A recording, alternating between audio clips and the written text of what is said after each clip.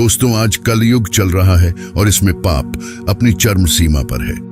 भगवान राम के भक्त हनुमान जी के बारे में कहा जाता है कि वह अमर और आज साक्षात मौजूद हैं। वे हर युग में पृथ्वी पर रहते हैं। वे सतयुग में भी थे, रामायण काल में भी थे और महाभारत काल में भी। यह भी कहा जाता है कि वह कलयुग में भी विराजमान है और उनके जीवित होने के संकेत मिलते हैं। अगर भगवान हनुमान आज भी जीवित है और अगर हाँ, तो वह आज कहाँ मौजूद है? हनुमान जी भगवान शिव के इकलौते ऐसे अवतार हैं जो आज भी पृथ्वी पर जीवित हैं, क्योंकि इन्हें स्वयं माता सीता से चिरंजीवी का वरदान मिला है और भगवान राम ने भी हनुमान को यह आज्ञा दी है कि वह कलयुग के अंत तक भक्तों की दुख दूर करने के लिए पृथ्वी पर रहेंगे। शायद इसीलिए हमें धर्म ग्रंथों में भगवान श्री कृष्ण और यहाँ तक कि श्री राम के देह त्याग की कथा देखने को मिल जाती है, लेकिन कभी भी हमने किसी भी धर्म ग्रंथों में भगवान हनुमान के देह त्याग के बारे में नहीं सुना। आप भी सोच रहे होंगे, अभी भगवान कहाँ है, हम कैसे दर्शन करेंगे? और इस वीडियो में आपको चमत्कारी घटनाओं के बारे में भी बताएंगे। आप देख रहे हैं mystery own of God YouTube channel. Video शुरू करें उससे पहले कमेंट में जय बजरंग बली जरूर लिखें। भगवान हनुमान की शक्तियों की लीला अपरंपार है, जिनके एक कदम में ही इतनी ताकत है कि वह पृथ्वी के 7 समुद्रों को पार कर दे, जिनका ज्ञान इतना ज्यादा है कि बड़े से बड़े देवता भी उनके सामने नतमस्तक हो जाए, जिनके नाम में इतनी ताकत है कि केवल नाम के जाप से ही बड़े से बड़ी बुरी शक्ति दूर चली जाए। तो चलिए शुरू करते हैं और जानते हैं भगवान हनुमान के बारे में। नंबर 1, कहाँ रहते हैं हनुमान जी कलयुग में? भगवत पुराण में इस बात का जिक्र देखने को मिलता है कि कलयुग में भगवान हनुमान कहाँ पर रहते हैं। भगवत पुराण की माने तो द्वापर युग बीतने के बाद जब कलयुग की शुरुआत हो रही थी, तभी से एक पर्वत को हनुमान जी ने अपना निवास स्थान निश्चित किया, ताकि वह अपने पृथ्वी पर मौजूद आगे के समय को भगवान श्री राम की तपस्या में लीन होकर बिता सकें और समय समय पर कलयुग में मनुष्य की समस्या का निवारण भी कर सकें। दोस्तों, अगर आप इस पर्वत का नाम जानना चाहते हैं तो भगवत पुराण के अनुसार इस पर्वत का नाम है गंधमादन पर्वत। माना जाता है कि और आज के आधुनिक समय में गंधमादन पर्वत कैलाश पर्वत के उत्तर दिशा में मौजूद एक छोटा पर्वत है जो कई बड़ी चोटियों से घिरा है, जिसके कारण यहाँ जाना काफी कठिन है। इसके अलावा ये पर्वत तिब्बत के क्षेत्र में आता है, जिसे 1962 के युद्ध में चीन द्वारा अपने कंट्रोल में ले लिया गया था। यानी आज के समय आपको अगर इस पर्वत तक जाना है तो आपको चीन सरकार की इजाजत लेनी होगी, जो कि काफी मुश्किल है। इसके अलावा क्योंकि आज के समय यह पर्वत भारत और चीन सीमा के बिल्कुल बीच मौजूद है, इसलिए भी इस तक जाना और भी ज्यादा मुश्किल हो जाता है। वैसे इस पर्वत के बारे में एक कथा यह भी है कि यहाँ पर एक बहुत बड़ा पुराने समय का श्री राम का मंदिर मौजूद है, जिसमें प्रभु हनुमान की भी दिव्य मूर्ति है। नंबर 2, भगवान हनुमान का जन्म। वैसे आज भी यह निश्चित नहीं हो पाया है कि भगवान हनुमान कब और कहां जन्मे थे, लेकिन हमें अलग अलग धर्म ग्रंथों में कुछ अलग अलग समय और स्थान देखने को मिलते हैं। जैसे वेदों की माने तो भगवान हनुमान आज से 1,85,58,115 वर्ष पहले त्रेतायुग के अंतिम चरण में चैत्र पूर्णिमा को जन्मे थे, जिनका जन्म माता अंजना और पिता केसरी के घर हुआ था, जो एक भारतीय पहाड़ी इलाके आंजन के एक छोटे से पहाड़ी गांवों में वानर राज के नाम से जाने जाते थे। कहा जाता है कि जब माता अंजनी का विवाह वानर राज हुआ तो लंबे समय तक उन्हें किसी संतान का सुख नहीं मिला, जिसके बाद कड़ी तपस्या करने के बाद स्वयं पवन देव ने अंजनी को पुत्र प्राप्ति का वरदान दिया, जिसके बाद हनुमान जी का जन्म हुआ। इसीलिए कई बार आपने सुना होगा कि भगवान हनुमान को पवन पुत्र भी कहा जाता है, जिन्हें कई देवताओं द्वारा बल, बुद्धि, युक्ति, ज्ञान जैसे अवतार मिले और भगवान हनुमान को ज्ञान खुद सूर्य देव ने दिया। कहा जाता है कि भगवान हनुमान ने मात्र 7 दिनों में ही सूर्य देव से संपूर्ण ब्रह्म ज्ञान प्राप्त कर लिया था।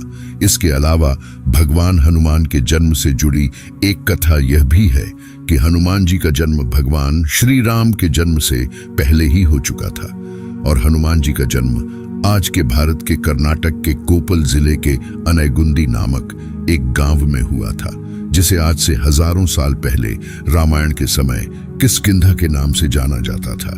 जबकि हनुमान जी का जन्म चैत्र मास की शुक्ल पूर्णिमा के दिन, वैसे तो धार्मिक ग्रंथों के अनुसार हनुमान जी वानर राज्य के श्री और माता अंजनी के पुत्र थे।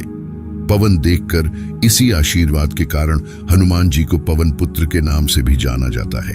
इसके अलावा हनुमान जी भगवान शिव के 11 रुद्र अवतार भी कहे जाते हैं।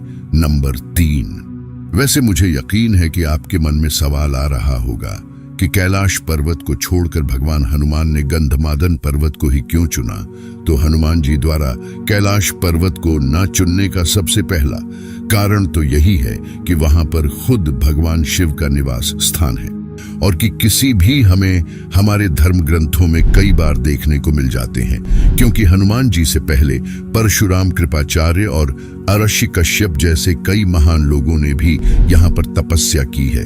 और इस पर्वत को आराधना करने के लिए कैलाश पर्वत के बाद इस पृथ्वी लोक की सबसे अच्छी जगहों में से एक माना जाता है।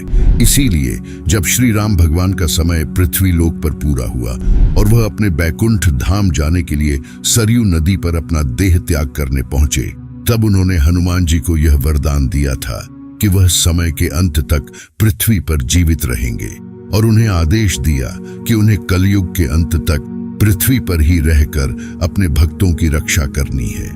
इसीलिए भगवान हनुमान ने श्री राम प्रभु की आज्ञा को मानते हुए पृथ्वी लोक पर अपने बचे हुए समय को बिताने के लिए और कलयुग का इंतजार करते हुए भगवान राम की आराधना के लिए गंधमादन पर्वत को चुना।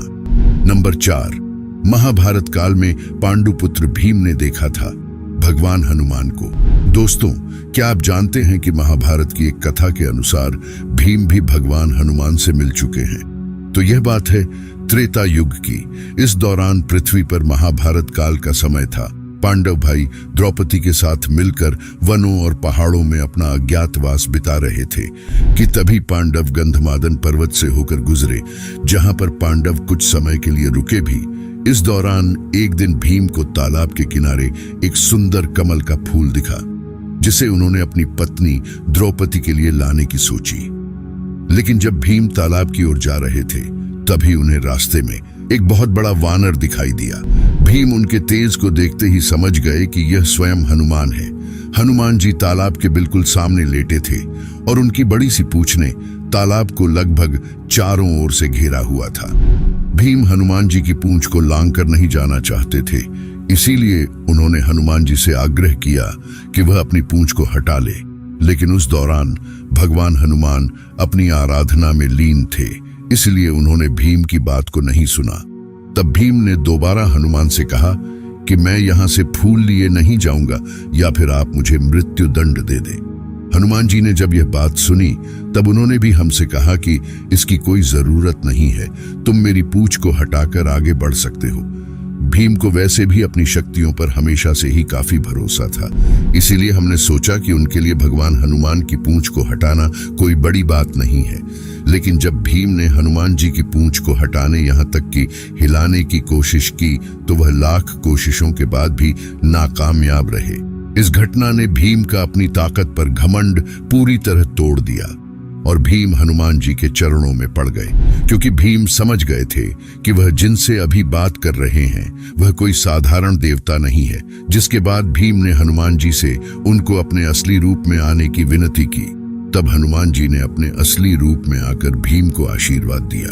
नंबर 5, भगवान हनुमान के असली पैरों के निशान। दोस्तों, क्या आपको याद है कि जब हम रामायण पढ़ते हैं या सुनते हैं तो उसमें एक जिक्र आता है कि जब भगवान हनुमान को उनकी शक्तियों का आभास कराया गया, तब भगवान हनुमान इतने शक्तिशाली हो गए कि उन्होंने केवल एक छलांग में ही विशाल समुद्र को पार कर दिया। आज भी कई बुद्धिजीवी इस बात को हजम नहीं कर पाते कि भगवान हनुमान इतने शक्तिशाली थे। वह इसे एक कहानी की तरह मानते हैं, लेकिन आप जानकर हैरान होंगे कि यह सभी सच है, जिसके हमारे पास कई वैज्ञानिक सबूत भी हैं। जिसमें से एक सबूत यह है कि जब रामायण के अनुसार माता सीता की खोज के लिए हनुमान ने समुद्र को लगते हुए छलांग लगाई, तो उनका विशाल पांव सबसे पहले जिस जमीन पर पड़ा आज भी वहां उनके कई मीटर बड़े पैर के निशान मौजूद है, जो जगह आज आंध्र प्रदेश के अनंतपुर जिले में है, जहां जाकर आप भी हनुमान जी के पावन पैरों के निशान के दर्शन कर सकते हैं। नंबर 6, श्रीलंका में हर 41 साल बाद दर्शन देते हैं। कहा जाता है कि जब रामायण काल का अंत हुआ और प्रभु श्री राम अपना देह त्याग करके वैकुंठ धाम लौट गए, तब काफी समय तक हनुमान श्रीलंका के जंगल में चले गए थे और वहां मतंग जनजाति के लोगों के साथ मिलकर प्रभु श्री राम की आराधना किया करते थे। यहाँ मतंग जनजाति के लोग भी भगवान हनुमान की काफी सेवा किया करते थे, जिसके बाद हनुमान ने भी उनकी सेवा से खुश होकर उन्हें ब्रह्म ज्ञान की जानकारी दी थी और उन्हें यह आशीर्वाद भी दिया कि वह उन्हें हर 41 साल बाद ब्रह्म ज्ञान देने आते रहेंगे। कहा जाता है कि पिछली बार भगवान हनुमान श्रीलंका की इस जनजाति को ब्रह्म ज्ञान देने के लिए 2014 में आए थे और अब वह अगली बार 2055 में आएंगे। नंबर 7, क्या चीन भी पूजा करता है भगवान हनुमान की? अगर आप मूवीज के शौकीन हैं तो मुझे यकीन है कि आपने कभी ना कभी चीन की मंकी किंग मूवी जरूर देखी होगी और आपने गौर किया होगा कि जिस तरह भगवान हनुमान के पास उड़ने की शक्तियां हैं और एक शक्तिशाली गदा मौजूद है, उसी तरह मंकी किंग भी एक वानर है जिसके पास बहुत सी शक्तियां हैं। वह उड़ डाच सकता है और उसके पास एक गदा भी है और यह कोई इत्तेफाक नहीं है, बल्कि ज्यादातर इतिहासकारों का यही मानना है कि वह भगवान हनुमान ही है जिन्हें चीन में मंकी किंग के नाम से पूजा जाता है। इसके अलावा भी कई और ऐसे भगवान जिन्हें चीन में अलग रूपों में पूजा जाता है। आज के इस वीडियो में बस इतना ही। धन्यवाद।